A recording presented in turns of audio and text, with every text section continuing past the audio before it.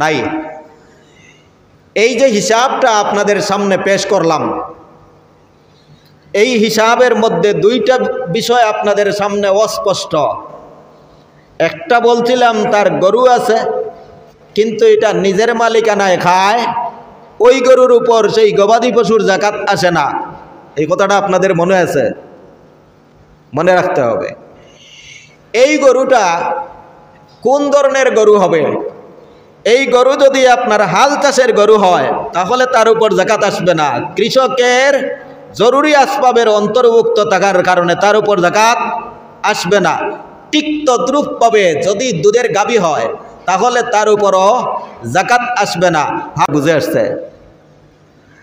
আপনি একজন চাষি, আপনার চাষের প্রয়োজনে আপনার গরু আছে দুইটা গরুর দাম মনে করেন 2 লক্ষ টাকা, তারপরেও এর উপর যাকাত আসে নাই, কিন্তু গাভীটাও আপনি দুধ খান, এই কারণে 3 লক্ষ টাকার গাভীর উপরও আপনার কি নাই? যাকাত আসে না। গাভীর